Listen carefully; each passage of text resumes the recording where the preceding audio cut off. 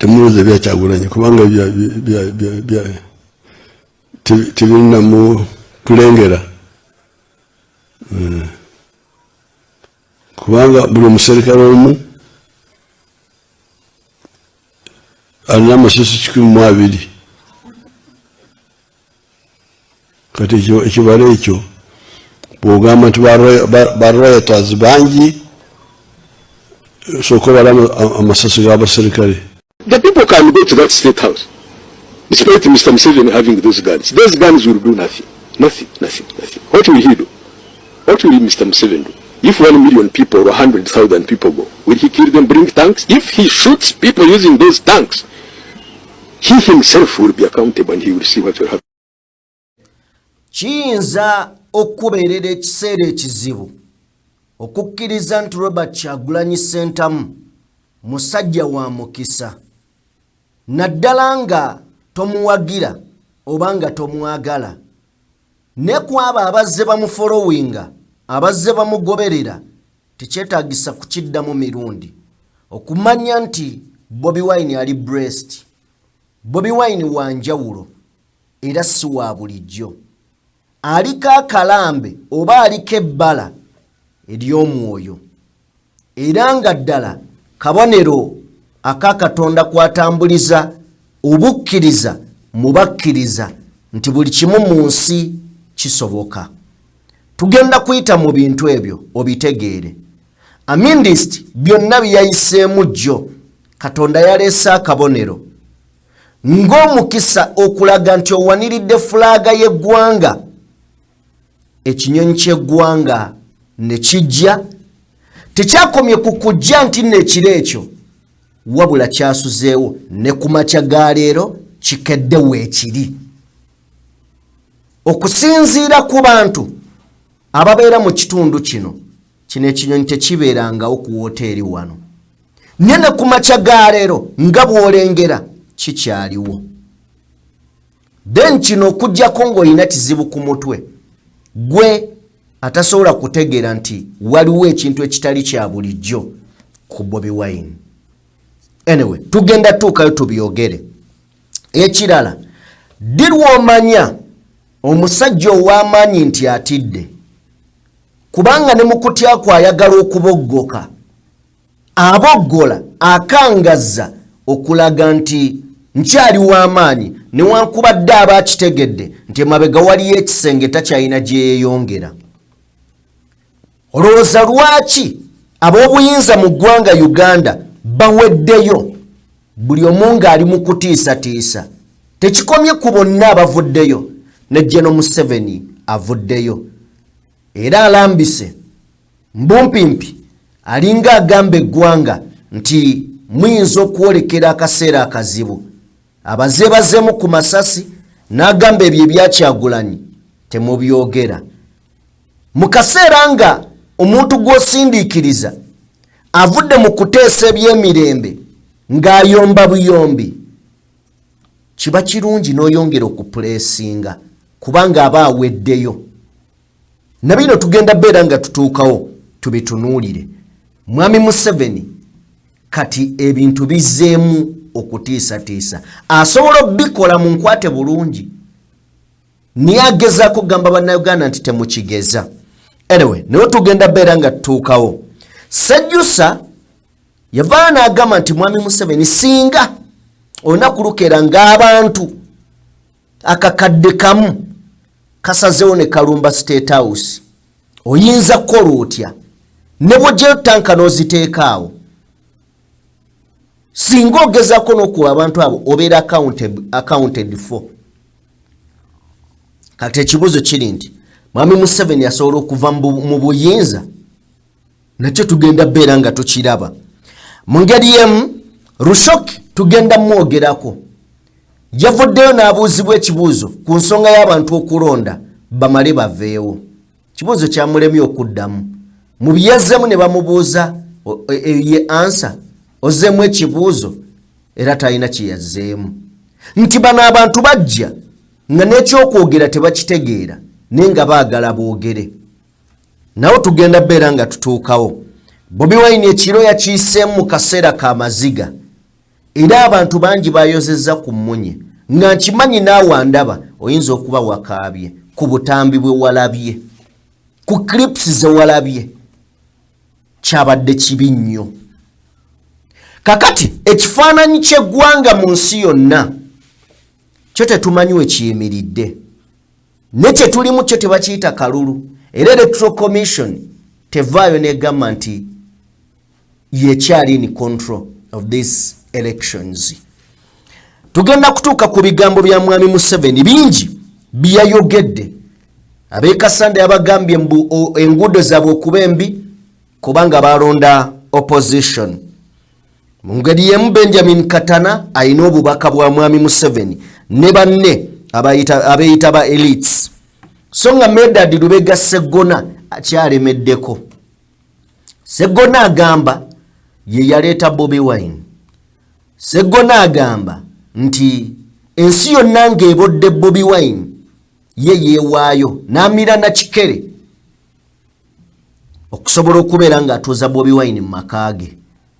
Bigambo nno tugenda byogerera ddala. Nja kusaba tusooke tukolemu katono bwe tuti then nzije tutandikiraawo.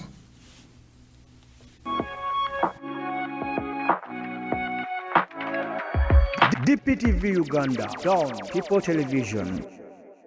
Mbanirizaako basebo ne banyabo buli omu gy'osinziira okubeera ng'otugoberera abali mu bitundu by'ensi ebyenjawulo mwebale nnyo mwebalire ddala okubeera nga mutwegasseeko nate akaseera kano. Video soko gimpeere like yakatwegattako genda maaso n'okubeera nga osubscribinga. Tutambula na Sheikh Ashraf omusomi era omulombi wa dduwa munoonyeko gwayina ebizibu ebyenjawulo ku namba y'essimu esembyeyo 711 asobole okubeera nga akuyamba. So nga ate mu by'okuzimba tutambula ne baganda baffe abandiga Construction Solutions banoonyeko ayagala okubeera nga bakuzimbira ennyumba erabike bulungi oba okugiddaabiriza.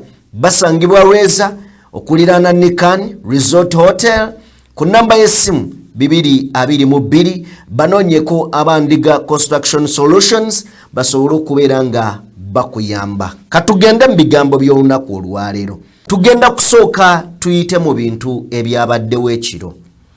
Olunaku olwajjo we bwazibidde oba matumbi buddaawo poliisi yagezezzaako okubeera ng'esika emmotoka ya Robert Kyagulanyi Ssentamu. Poliisi emaze okuleeta ekijegere okusika motoka eno okugitwala ku poliisi.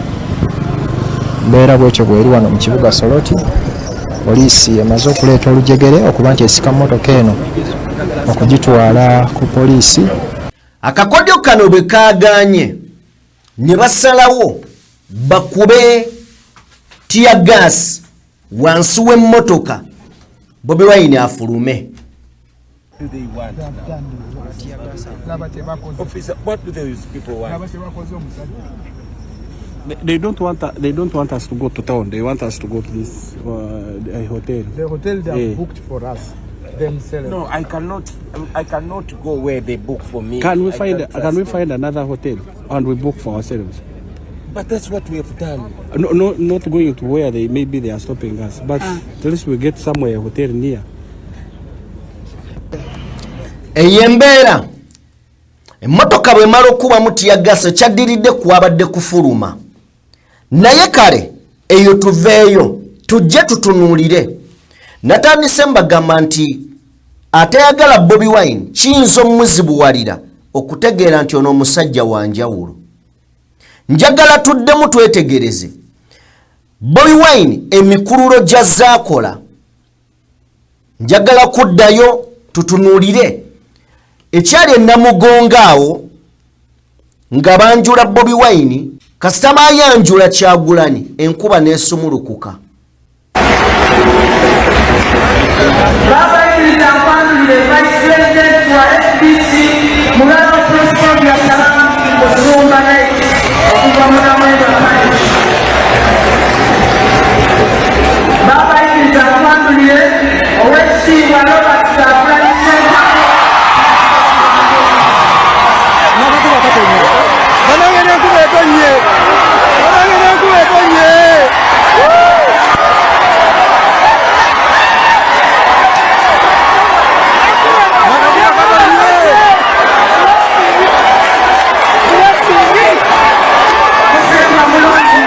obubonero obufaananako bwe butyo buzze bulabika eri Robert Kyagulanyi Ssentamu. Enkuba bagamba ya mukisa, naye olunaku olwajjo tuyina ekinyonyi ky'eggwanga Crested Crane. Singa kakutanda n'okuba ekinyonyi ekyo oba okoze omusango, in fact oba okoze omusango egimu ku misango egisinga obunene kuba oba okubye eggwanga. Wakati nga Bobi Wine ayise mu kusoomozebwa kwonna, ab'ebyokwerinda bamusikambudde. Tulabye emmotoka z'abajeno nga zimuwondera, tulabye ebimukoleddwako. Wooteri gye yabadde abuukinze bagimuganya okusulako, n'avuga n'adda emabega ku wooteri kwe yabadde alina okusula ng'emmotoka yakatuuka bweti. Ekinyonyi ky'eggwanga oba akabonero k'eggwanga kazze mu maaso ge. Akabonero k'eggwanga kazze mu maaso ge. Kino kitegeeza ki? Simanyi bubonero, naye waliwo obubonero obujja bulabika. Njagala otuweko katono katambyako. Oyinza ogamba oba drone naye ekinyonyi kibuuka kiikyo kizime kivuunama weekityo emirundi 3 mu maaso ge.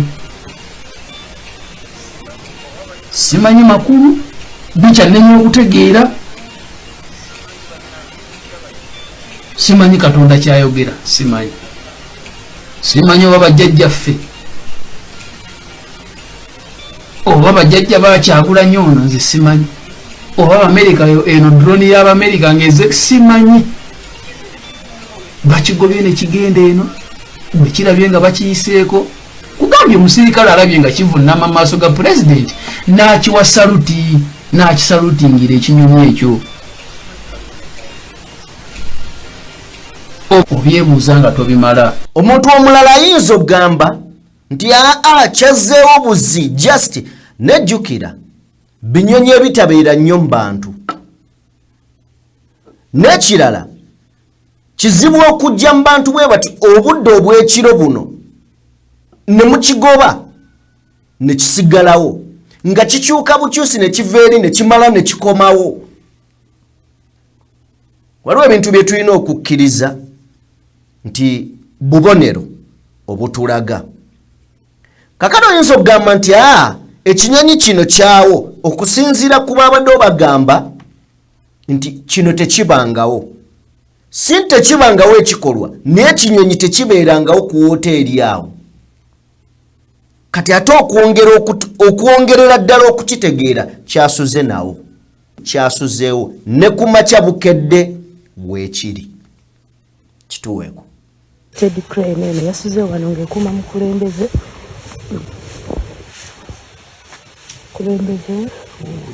yasuze awo.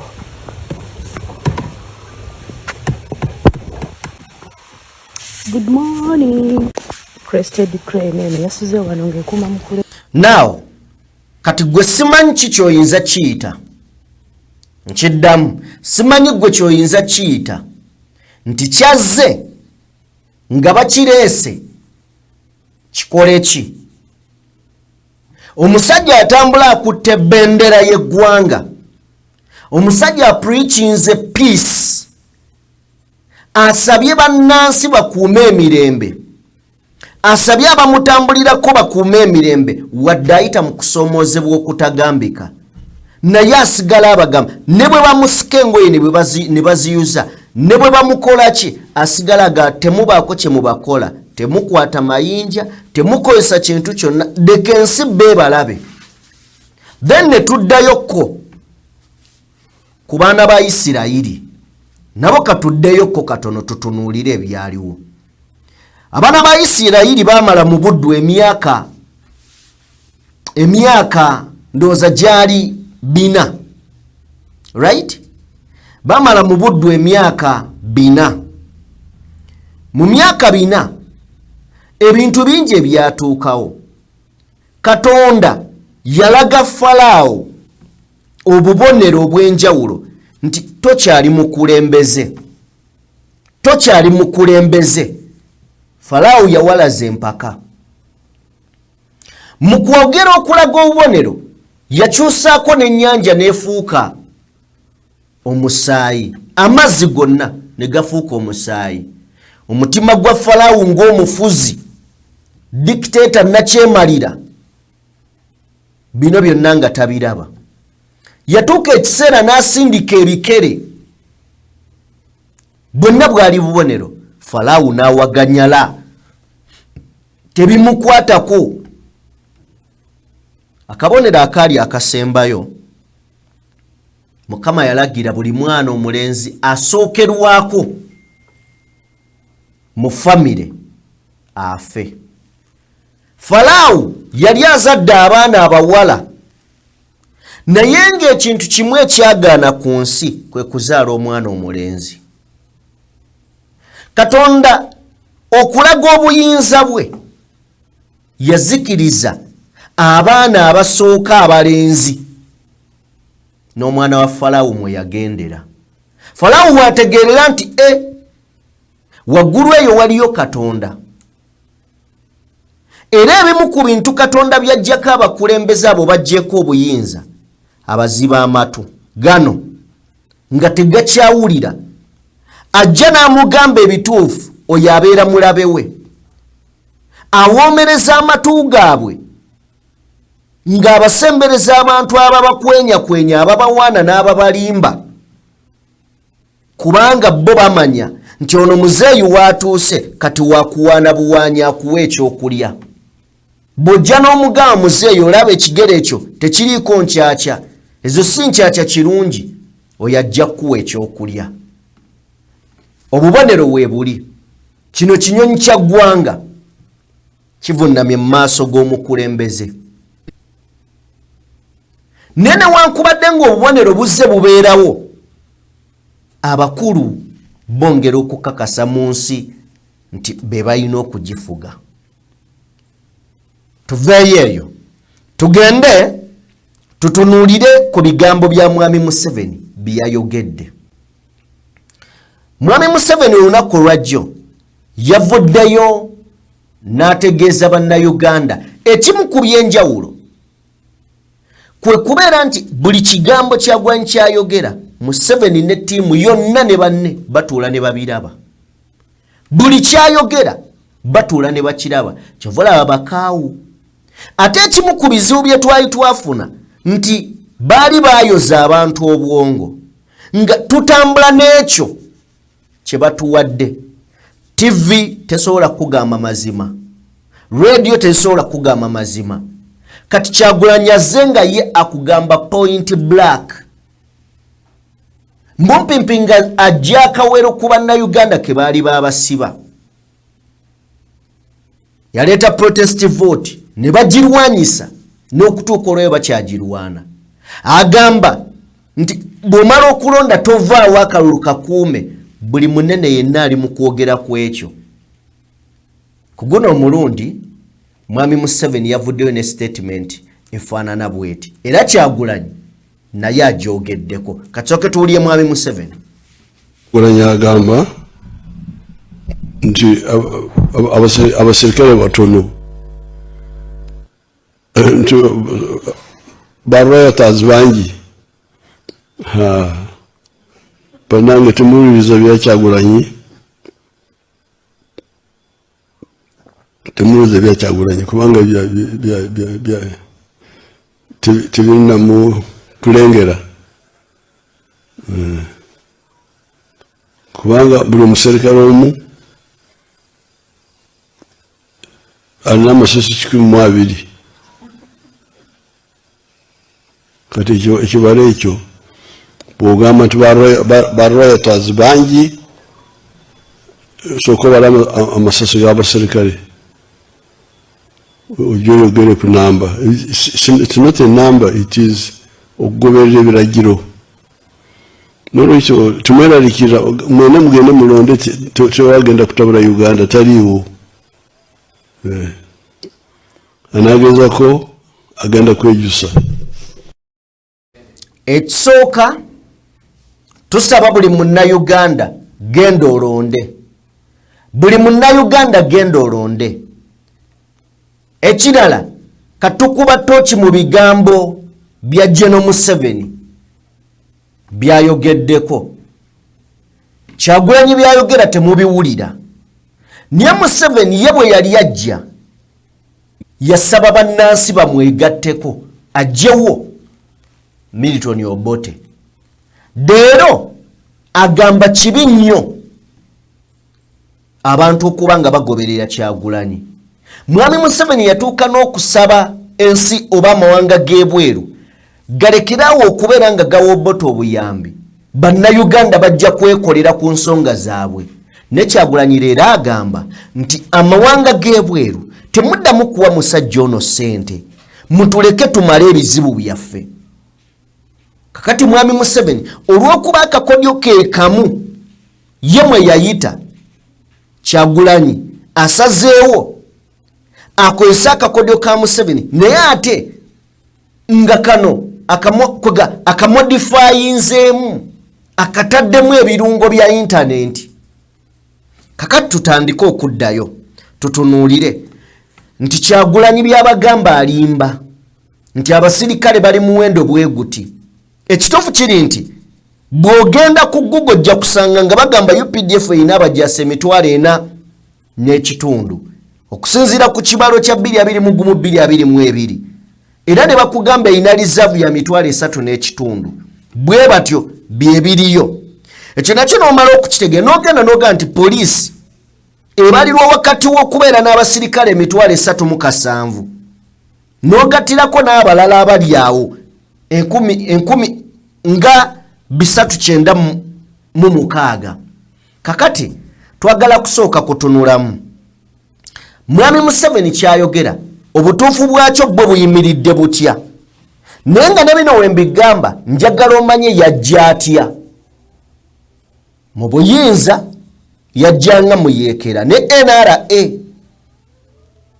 era okusinziira ku tetwaliwo n'ebye tusoma bagamba abantu abasoba 50,000 baafa. Kakati ekyo olina okukijjukira nti ogwo omutima agulina. Bw'abanga 50,000 gye gyafa kitegeeza akyasobola okukkiriza abalala baffe. Yeno statement gy'owulira gy'akola. Naye katuddemu tutandika okubeera nga tutunuulira ye kyayogedde kiyimiridde kitya. Waliwo omwana eyakoze ekibalo wano, njagala kubeera nga mbawa ku kibalo kino muga ntwakitaddewa.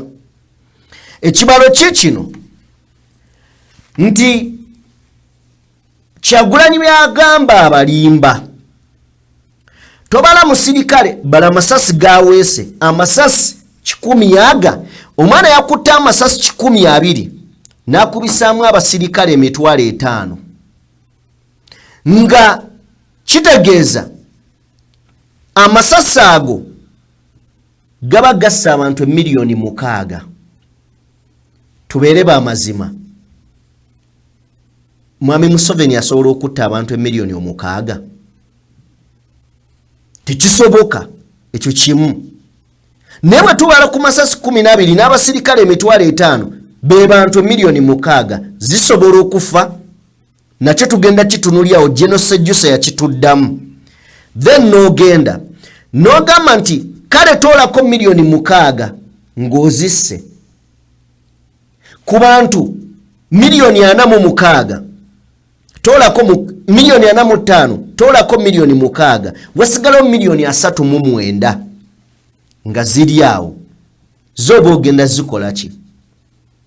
Kitegeeza buli musirikale asobola okutta abannansi 9. Bannansi 9 okusobola okuwangula olutalo. Kakati bwe kiba nga kiriwo ekiti okusobola okutta 4,400,000 omusirikale alina okutta bannansi 9. Kakati bwe bafa bano oba ogenda fuga ki? Kyolwanirya kibeera ki? Kitegeeza byonna by'oba okola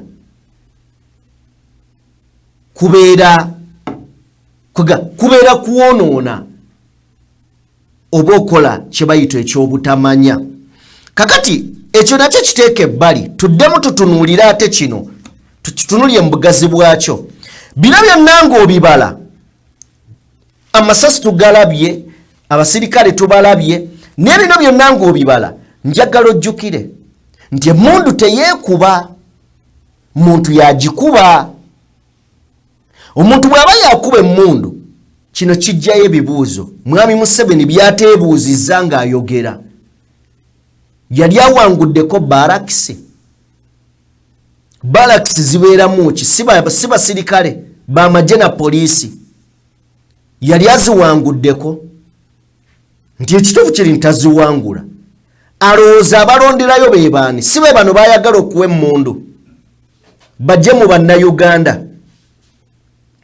Sigagana amasasi gabaliddeko nti buli musirikale akutte 120 aba ayina amasasi 120. Kati njagala olowoozeemu nti bano boogamba naye ng'ate tebakulonda, bazze ne batandika okuba bannayuganda ne bamala ne bakyuka nabo babanje akalulu kaabwe. Kakati ku basirikale bano abatakulonda mu barakisi boyogedde amasasi gano nga bo tobabaze, ate nga be bangi, kubanga abali obulungi be batono, abali obubi be bangi. Yensonga lwaki tebakulonda mu barakisi. Kati bino byonna ng'obitunuulira olina obbibala nti yes abasirikale bangi, naye abatuufu abakwagala bali bameka? Abaagala eggwanga likyuke bo bali bameka? Bo babala?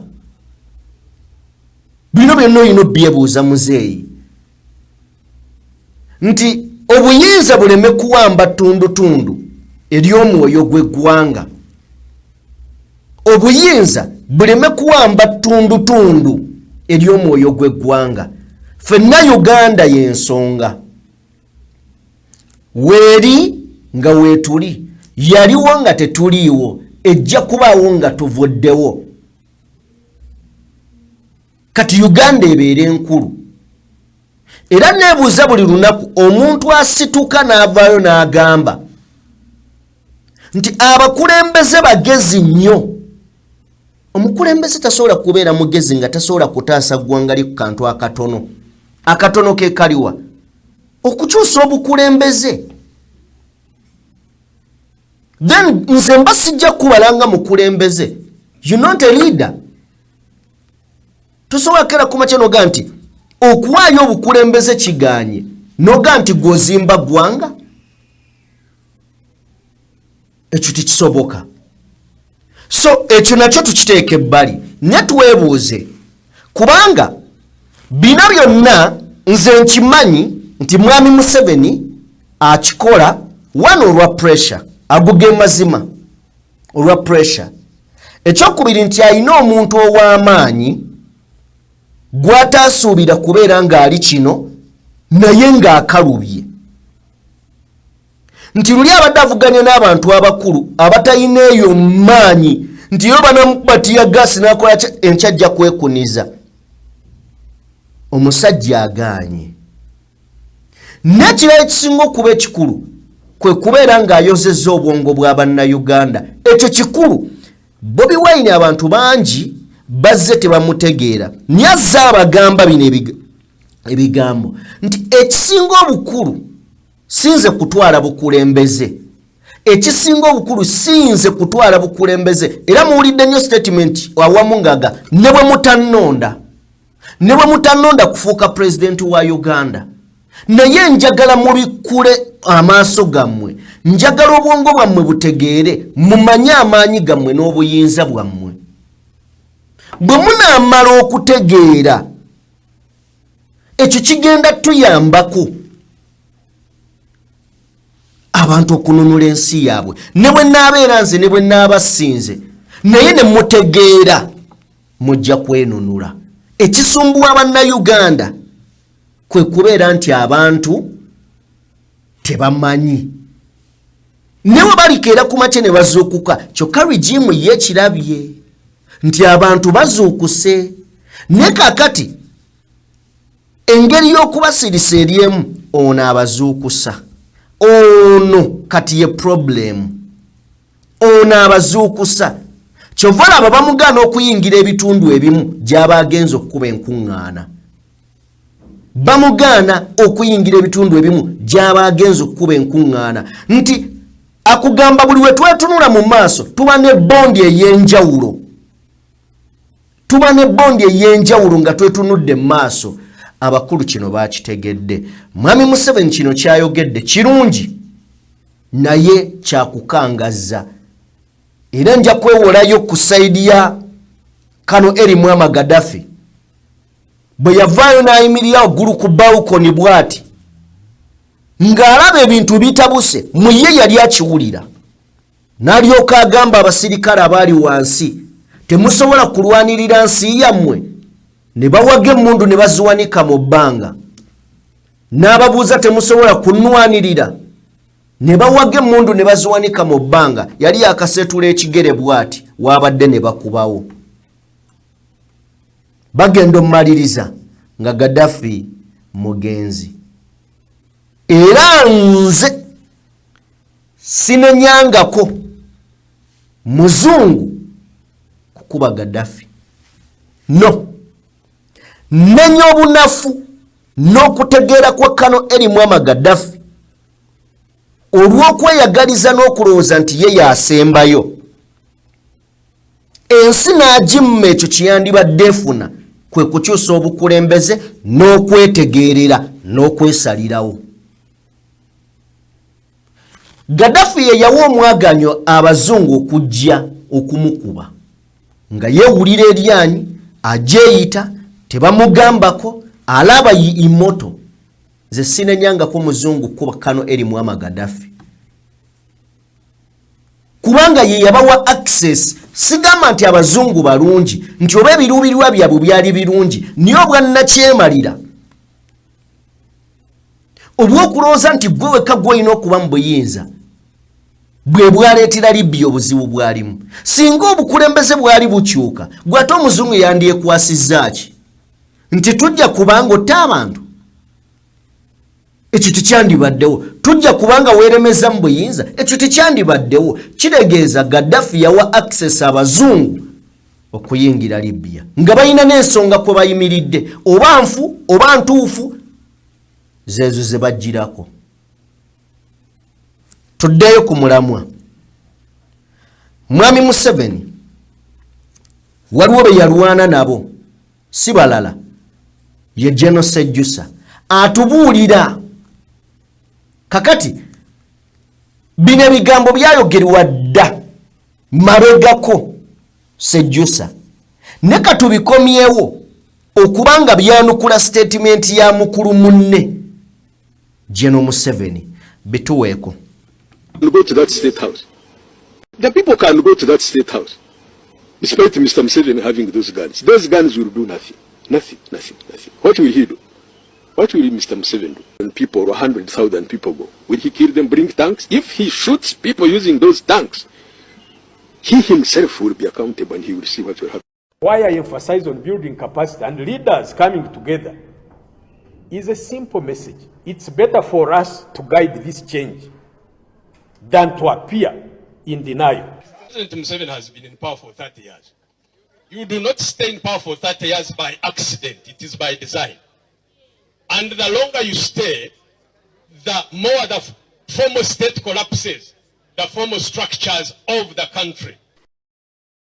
Ebigambo byange byensembezeeyo nga twogera ku kano eri Muammar Gaddafi ndowooza biba bikirerifayingiddwa General Sejjusa nti the longer you stay in power n'ekintu lwekyongera okugwa. Si bwe kiri omukulembeze yenna bw'asukka emyaka 10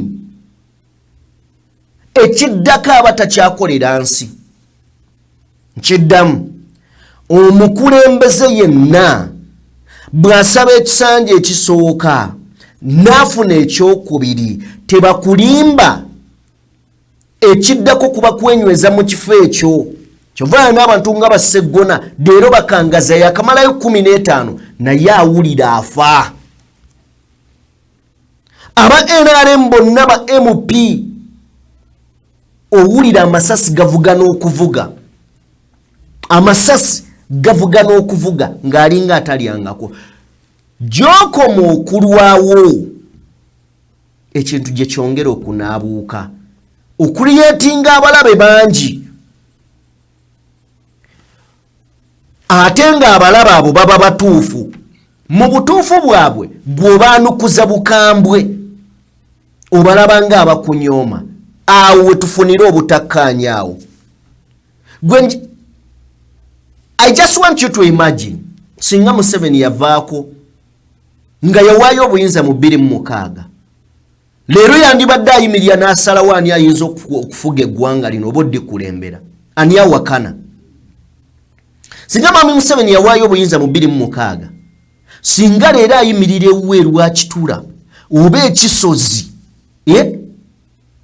n'agamba okusinziirako ng'ayendoosinga n'okwendoosinga, n'agamba okusinziirako n'ajja kutambuza eggwanga lyaffe, singa ekitiibwa ky'ayina tokimanyi na kumanya. Ne leero n'obwana obusoma obwa akaana n'atannaba kutandika kusoma bw'ajja n'akola akatambi owulira nga kakkakkanya General Museveni ku kitiibwa kyonna kyeyayina era kyayina. Asobola okgenda bibyo ebigambo Sejjusa abigambye, of course asobola okgenda naye ate atugambye nti amasasi ekyamasasi sooka okissa ebbali. Kyogamba yajja n'emmundu meka, teyajja n'27 Obote yayina mmeka? Kyamulemesa okugyako Obote yakikola atya? Bannansi bayina emmundu bekalakasa ku kkubo.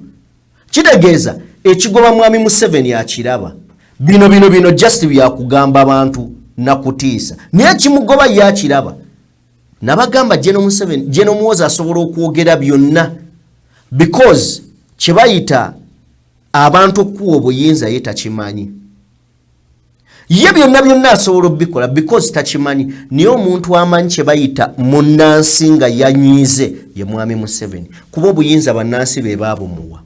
Tuli ffenna oba buli walabanga gwokunga bannansi amanya ki ekisobola okujja, amanya ki ekijja, atasobola kukitegeera ayinza okubeera General Muhoozi kuba taki experiencingangako. Naye Museveni ensi ye yamuwa, bannansi be bamuwa obukulembeze, si gavumenti.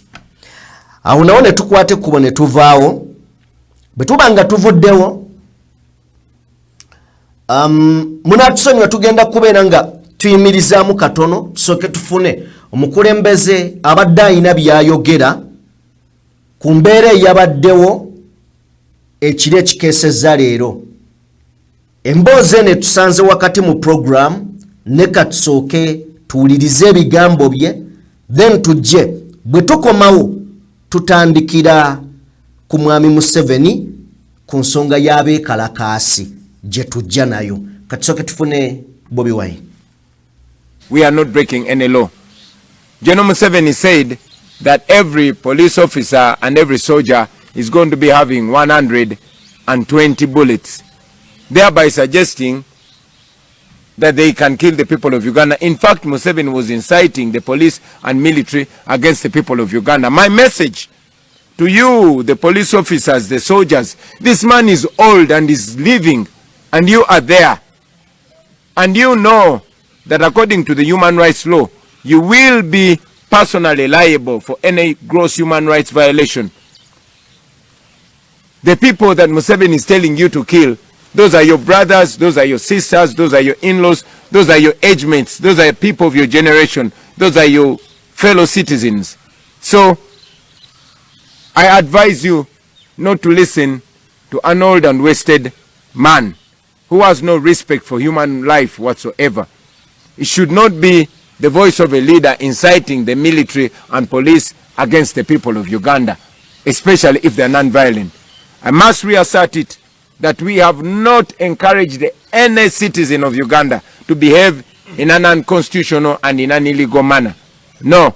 Everything we encourage the people of Uganda to do is way within the law.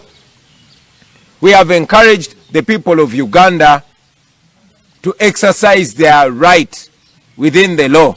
And we have quoted Section 31 of the Presidential Elections Act, which gives the people of Uganda the right to observe the election in a non-violent and legal manner. We have also quoted the Constitution in case they try to subdue the voice of the people, in case they try to steal the election. The people of Uganda have every right to stand against that. And that is according to Article 29 of the Constitution, which provides that the people of Uganda have every right to protest, to demonstrate non-violently and unarmed. And that is what we call the people of Uganda to do. Museveni, if you know that you're not going to rig the election, why do you intimidate the people of Uganda? Why are you scared about the people of Uganda demonstrating against any vote rigging? So I remind you, old man, you cannot intimidate the people of Uganda because you cannot kill all of them. To the people of Uganda, Uganda is your country. This is your opportunity and you have to use it. Opportunity is one thing that is ironical, especially to you, the young people. Opportunity is something that you, in most cases, see only in hindsight. In most cases, we only see opportunity after it has passed. And we realize, oh, that was an opportunity. But in opportunity, always in its current state, it seems and appears like a risk. So don't look at this as a risk. Look at it as an opportunity. Opportunity for you to legally, non-violently, and morally stand and assert your right. If we do that as the people of Uganda across the country, we are going to liberate our country and Uganda will never be the same again. Now, we are heading to Selere. From Selere, we'll come back to Soroti district and we shall have our final rally in Soroti town. We continue to be disciplined. We continue to be non-violent, although the police and military behaves in an unlawful manner. I encourage all of you to keep your cameras running. Keep your cameras busy because your camera is our biggest asset.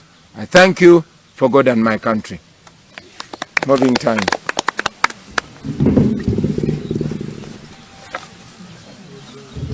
Kale,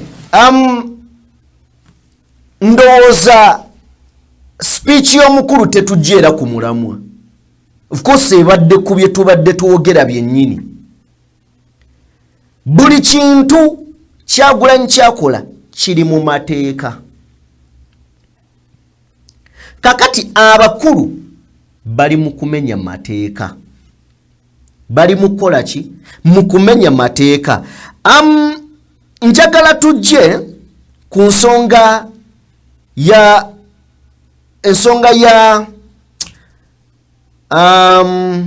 ya protest vote.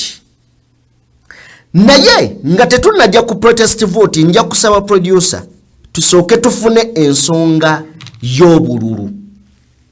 Tusooke tufune ensonga ya election. Mwami Museveni mwalumiriza Kyagulanyi okubba obululu mu 2021. Joel Ssenyonyi agambye, is it old age or just kwekaza? Myaka mingi bukadde oba muntu ali mu kwekaza? Museveni agamba nti mu 2021 akalulu ka 2021 opposition ya printinga obululu akakadde kamu fake ballot papers ngezikuba okusinzira ku Nkuruma Road. Obululu buno obuli fake opposition yabukuba ngesinzira wali ku Nkuruma Road. Era opposition ne importinga obululu akakadde kamu 7,000 nga buli fake okuva Dubai. Ne cheatinga obululu obukadde 2,700 mu Kampala. Bigambo bya Mwami Museveni. General Museveni musajja wa kitiibwa naye owulira nga wandyagadde omugambe y'ekigambo naye olw'ekitiibwa kye ekigambo kireka soka omutuwe. What has been happening now, not only last year, for a long time, the opposition in Kampala here, there have been ballot stuffing. But this time, last year, 2021, they went further and printed their own fake ballot papers on Nkrumah Road. Then those were the 1 million. Then they imported from Dubai 1.7 million. So altogether they cheated 2.7 million. So that's why now the answer is, from 1962, I've been telling people, you must not leave our children with the problem of contested elections. Omuntu y'omwe yawandiika ekiwandiiko mu 1980 ng'akisindikira Electoral Commission era ng'akiwa byabakama w'ebiseera ebyo ng'ayogera ku bumenyi bw'amateeka ne violence olw'effujjo eryali mu kalulu ka 80 amagye mwe gaakubira abantu ng'abivumirira, omwali oggulirira abalonzi ng'abivumirira era ng'agamba nti Electoral Commission yeegasse ne Milton Obote okubeera ng'anyaga obululu bw'Abannayuganda. Leero omuntu agamba nti babba obululu buno byabakama yamulekawo, naye nga obwo obunafu bwali bwani? Bwe bwabanga waliwo obwabbibwa obunafu bwali bwani? Bwali bwa byabakama. Kati lwaki amwesiga? Tekyetaaga magezi mangi. Lwaki amwesiga? Kubanga asobola omubbira obulala. Gwe kikyuse bukyusa nti opposition yabba, gwe kikyusa ogambe muzeeyi yabba. Si bwe kiri? Mwami Museveni buli kyakolebwanga gavumenti luli yali akiblaming nga nti gavumenti etta abantu, gavumenti ewamba abantu. Kakati olwo ye yali mu opposition, naye leero ye yali mu buyinza, naye era agamba nti kati abantu beewamba, abantu betta, opposition yebba obululu. General Museveni ekituufu kiri nti ebintu bikaawu. Ekyo kye kiwandiiko kya mwami Museveni kiyayogera ng'ayogera nti Electoral Commission eri biased era eri controlled by Milton Obote ne Paul Muwanga in favor of UPC. Bigambo bye. Kati leero Bannayuganda bagamba Electoral Commission yeekobanye ne mwami Museveni okubba obululu bw'Abannayuganda. Ye yali aclaiminga voter bribery with food and hose. Nti ubali wakati mukwenga bagulirira abalonzi n'emmere n'enkumbi. Okitegedde nti bino byonna mwami Museveni yabyogera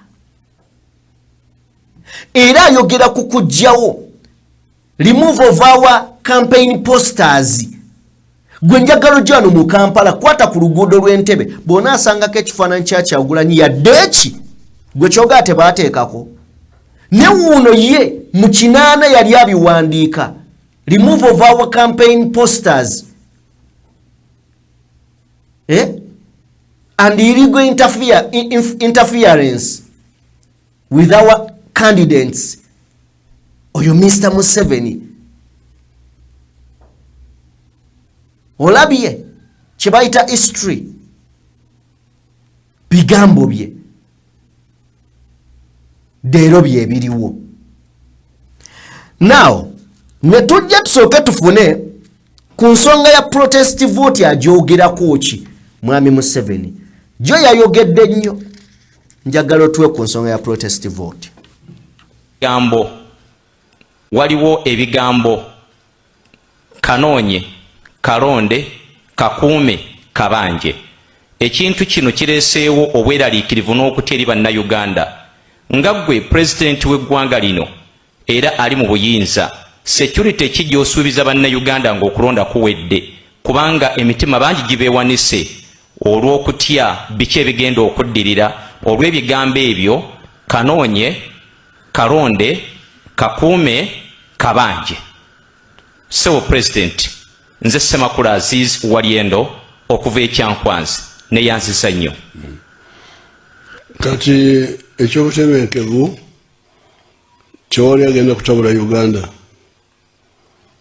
Anagezako yenna mu ngeri emenya amateeka tugenda okumukwata ne tumugalira. Kyewali kyamaanyi kyebagenda kukola kyetasobola kukola. Mbadde mpulira. Okay. Tewali kyamaanyi kye bagenda kukola kye tutasobola kukola. Mumuwulidde mu nsonga ya protest vote tetujja girwako. Then tugende ku Rushoki. Rushoki yabadde ku Radio 4 bwe mbaseerabidde. Babuuziza Rushoki ebibuuzo ku nsonga ya constitution.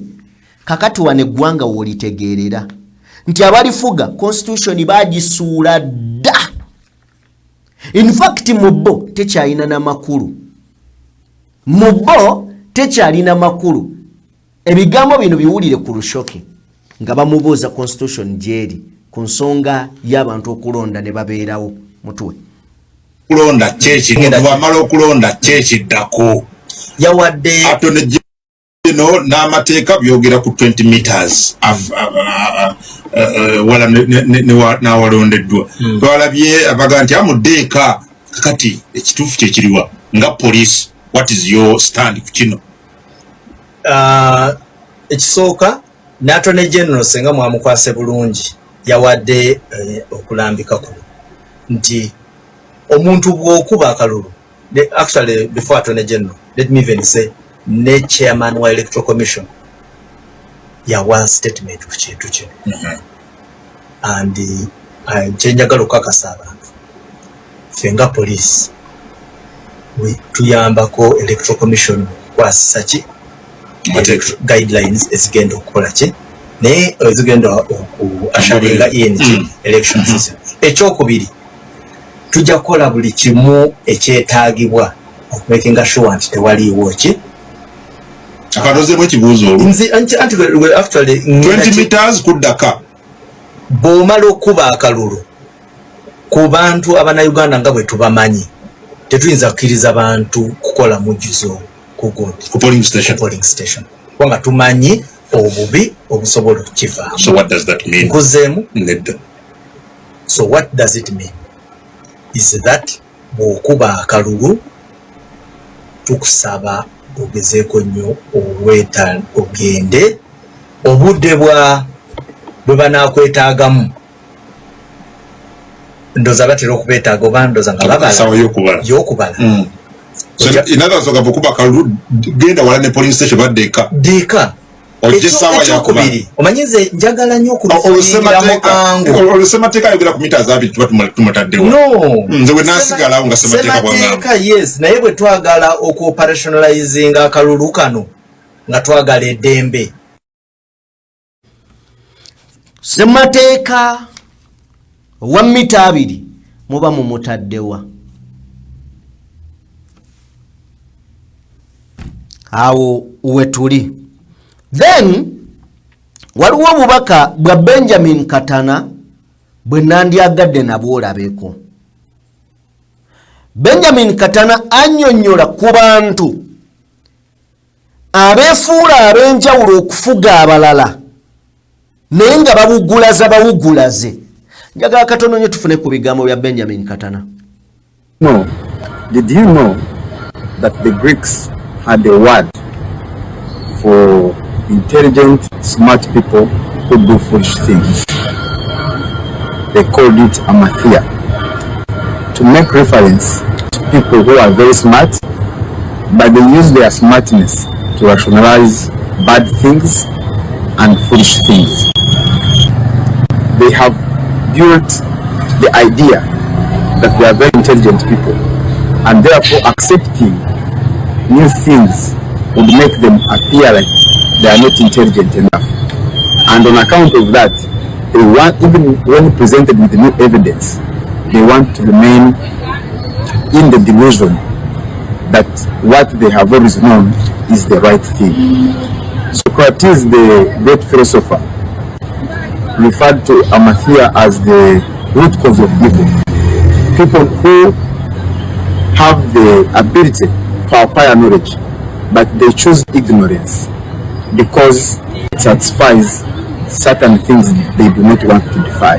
So you realize that you find people that you ordinarily think are very smart, they are rationalizing bad things, using their intellect as a weapon to rationalize bad things. When people are hurt and are bleeding, they say they are using tomato sauce. When people are being brutalized, when they see human rights violations, their quick and clever answer is that these people are shooting a documentary or things of that nature. They are ordinarily intelligent people, but they have chosen to use their cleverness to defeat what is good instead of pursuing what is good. Jagala kutegeeza nti abo be bantu betuyina wano mu Uganda naddala abekulukunya ku NRM bagezi naye obugezi bwabwe babukozesa okunnyonnyola ebyobusiru nga by'ebyobugezi nti balina amagezi okunnyonnyola eby'ekisiru babinyikize mu mitima gy'abannayuganda nti bye bituufu. Katana agamba nti abo be bantu abasobola okulaba nga ekitta abantu kiri mu ggwanga ne bagamba nti abo be mulaba beesiize tomato sauce ogwo si musaayi si masasi, abo tubalina bangi ate nga baasoma beebo abalabanga kwegamba eggwanga lisusse okutuntuzibwa ne bagamba abo abeefuula abalwana bashutinga documentary. Bano tubalina bangi osobola obba mentioninga amannya ne gakulemera nawo. Gwe njagala ombulire ani atamanyi nti nno Muhammad Nsereko mugezi, musajja mugezi nnyo, ne bw'atandika okunnyonnyola ayagala gambe kino kiraba ekintu ekiri bwe kiti akugaba yimirirako wano bwoti gwe katuwano tokiraba nti kituufu. Yes, owedde otunudde mu kino nekijjawo nti buno bwe butuufu bwakyo. Gwe tunuulira abasajja ani abuusabuusa obugezi bwa Frank Gashumba, very intelligent man. Bw'okwata byayogera n'okwata byayogera deero olabirawo nti musajja mugezi asasulirwa okuvunya obugezi bwe bufuula obusiru. Katana kyabadde atunnyonnyola wano. Then tufuna mwami Museveni ku Kasanda. Zino clip njagala tuzizanye biri, tuweye Kasanda otuwe rumu ne we yagambira nti Kyagulanyi bali mu kutambulira ku nguudo soko tu eclipse ezo. Naye kati ebitundu byonna birina amasanyalaze, mwena mulina essimu, amazzi. Kasanda yokka yenna ekizibu ky'amazzi. naye districts endala zirina amazzi ag'okunywa pasenti 8 pasenti bwezityo. Kasana yokka yeriko 34 kivudde mu nsobi gye mwakola okulonda ba opposition. Abantu abo tebali serious. Amasomero, amalwaliro, era ebyamalwaliro obirabira ku namba y'abantu. Kubanga kati Guleta Mbende sinaba kugatta nenkakasa musuuka 1 million. Kubanga mutiana yokka eri mutwalo. People have done nothing for the country, zooming on good tarmac roads across the country, then they come to disturb. They zoom from Kampala to Arua on nice roads, from there they go to Kitugumo on nice roads. Do you know how much sacrifice we had to make to achieve this? Njagala kutandikirawo. Sacrifice mwazikolera baani? Sacrifice mwazikolera baani? Ogamba nti omuntu ave Kampala n'agenda ng'ali ku nguudo za Collins Tarmac Roads. Enguudo nga ne bannansi mu bagaano ziyita ku kuba Kyagulanyi tumulaba ayita mu bisiriko eyo. Ekirala enguudo ennungi nga tuzisasulira. Nti abantu abatalina kye bakoze bave no bakwate ebifaananyi. Muzeeyi bagamba nti emiti emito gye giggumiza ekibira. Mwebale kulwana. Singa mwalwana ne mumala ne mukwasa abaana, singa ensi ebakubira engalo. Neka kiri nti muli ku baana ate mukuba. Abagamba nti banaye muzeeyi mutambuddeko mutambudde. Leka tukwatire wano akati tutambuze eggwanga. Mubalabanga balabe. Muvudde ku kubeera nti nno mwalwana. Muli mu kuprotectinga ebyammwe. You protecting your gains. Naye bannayuganda kiki kye balina? Kiki kye balina? Yuno kati wano wetuddirayo ku mboozi ya Muammar Gaddafi nti waliwo emmeri ya America eyajja nebeera ku mwala we Mombasa. Bannayuganda ne balyoka beesunga ne bagamba ezze kuba Uganda. Ye nga tebakuba ensawo weeri tekyayina ssuubi gwe gy'ogamba nti mwagirwanirira. Nti munnayuganda ayimiriranga kye yeesunga America kuba Uganda era nga mumativu bulungi ekube. Be bantu boga nti mwabalwanirira.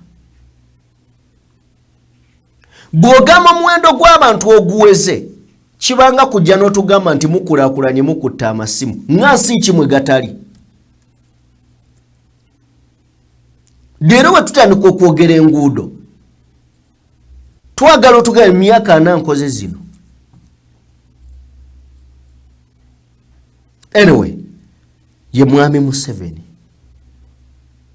mwalonda opposition ensonga lwaki temuyina president oteekeddwa okusavinga abakwagala n'abatakwagala. In fact oteekeddwa okusavinga abantu bonna so that you satisfy them. Baddemu bakwesiga oba bakutendereze. Anyway, tuveeyo then ndowooza tujje ku Segona. Abasajja bano Katonda abasaasire tuwe Segona. Emyaka gino 5 ekibiina kino kikoledde bino wammanga. Okusooka nga buli we tugenda poliisi etugaana nga n'abantu batya okutusenza mu maka gaabwe. N'ensitula bannange abawera 1000 ne mbatwala mu maka gange Nakasozi we twatongoleza ekibiina kino. Kati mwabeeyita bannannyini kyo mumpulirize. nga poliisi yeetoolodde amaka gange nga buli muntu omulala yenna atidde nze namira ekikere ne mbagamba mujje wange. Bwe twamala ekyo ekibiina kino nze nakiwa pulezidenti eri abo abatamanyi abalowooza nti bamwagala nnyo okunsinga. Nze kennyini era yakibagamba abawulira muwulire, buli alina amaaso alabe, buli alina amatu awulire, omwoyo kyagamba ekkanisa. Kyagulanyi yennyini yakwegambira Sseggona nze namuleeta mu bintu bino. Kyova abo baamutwala eggulu ne bamugalira mu barakisi, abalala gye mutya kubanga tereyo simu na kamera, nze namugoberera ne mujjayo ng'abalala mwekwese. Omusajja oyo mwene mugiye okuwa emmotoka ezijja mutomera guvaawo. Mukwata bulungi tumukwata bwotyo. Bwemujja eggulu baamutwala e Nalufeenya nga mwenna mutya poliisi ya Kayihura kubanga teriyo byakwemulisa, teriyo byakwelagaalaga, teri kwekubya bufaananyi na buseefi. Abamu bwenda beekubya naye. Omu namulaba yagenda ne ku malaalo ga kitaawe wa Kyagulanyi ne yeekubya soofi n'amalaalo nga yeepima ku ntaana y'omugenzi. Naye bwe baamutwala e Nalufeenya nze namuggyayo ng'abalala mwenna mutyayo. Kibalawo lwe yakima ekibiina baayitanze. Bwe baayagala okukola constitution y'ekibiina baayitanze. Military court ng'etumalawo ng'emalawo abantu baffe nze najjawo court martial. Naye era omuntu agamba nti yakoze omuwendo munene nnyo okutaasa ekibiina ng'avuma Sseggona. Teri kivumo ky'ogenda kunvuma ne kinsala kiro. Teri kyobuomu ky'olimpemula ne kinsala fuuti. Ebyokuwomula n'okumokola mubirekere ffe Bassaalongo. Mubibyalema mubireke. Nze ne mmalirira ne nnemeza abantu mu nsenyi mwe zimuyita entobazi. Obwongo buyita butono. Omuntu anaasuula gavumenti akozesa bwongo tagirya tteke nga bwe mpulira abamu bagamba. Twakoowa omuntu omu n'ayogera ng'ayogerera abantu 7. Omuntu akwata ekiveera ekijjudde kasasiro n'akiyiwa mu kkubo n'alaba omubaka ng'ayitawo n'agamba olaba ebyo by'okulembera nga nninga nze nsuula ebiveera mu kkubo. Bwe tunaaba ab'okukyusa ensi buli muntu ateekwa okubaako by'akyusa. Kakati kambuuze, bw'osanga omukyala ng'alemeddwa obufumbo osooka kubuuza kibuuzo ki nti ki ekimulemezza wano, n'akunnyonnyola ebibye. Ogenda okuwulira banneiba nga bagamba oyo nno yakava mu Maryana. Kati bw'aba alina byakugambye ebimulungiya, kozi buli muntu yeeyogerako bulungi, ebimulungiya n'owulira nga bakugamba yakava mu Maryana lino lyakutaano, gwe ki ekikujjira mu mutwe?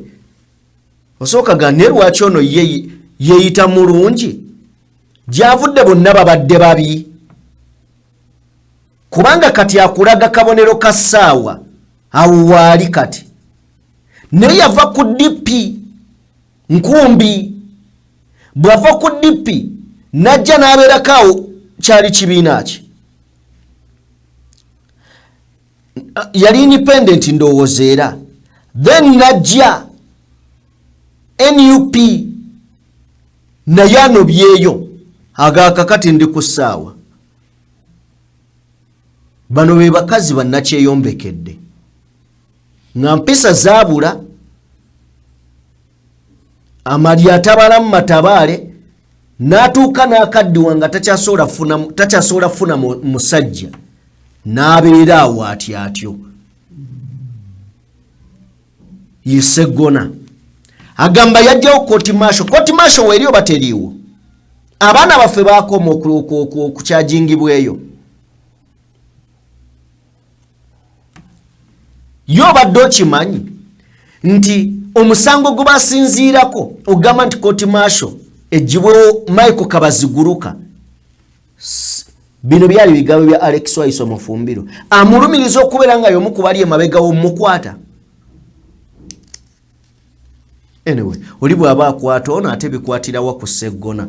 Already yayamba muntu kubeera nga kale tuveeyo tugenda kuggalawo nagambe constitution yote tulina ojja kukkiriza ojja gaana Uganda tetukyatambulira ku constitution njagala owuliriza omusajja ono adefendinga General Muhoozi njagala owulirize n'obwegendereza omusajja ono bw'omaliriza oŋŋambe bw'omaliriza oŋŋambe tulina constitution oba tetugirina mutuwe Kenja kujo sijafaka muleke nja kujo olunadako kusaba kiri yenda ngo kimanyi nti CDF wange wa amanyi tatira muntu yena kulisa era bwe twamuga nti wali abagala okukola campaign bale they were emotional omuntu achamuka nachamuka bale bayisewo kati twabakozeeko togenda kudama kwalanga abakuba campaign kubanga kimenya mateeka kakato kinza tubabonereza sinabala babo babonereza okimanyi tulina ne court martial eri kuddawo buzi okimanyi tulina court martial eri kuddawo ora tokimanyi tulina court martial eri kuddawo ewere teriwo eri kuddawo gwa munomacho kasaba kuwuliriza kakati kata akasonga akafuuse ekizibu akagenda ono kayandi yagade kamusanyuse panga yagana mu government kakati musigalewo akaketwagala olambulu naye CDF Chief of Defense Forces yagambye musembereyo katuda ensonga ya setu kakati byabakama abatuliza bannange byabakama unyakwada kula aina mateka ga electorals naye ate naye atuwuliza mwana watu bwe tumugamba nti yetogenda yotagendayo idekyo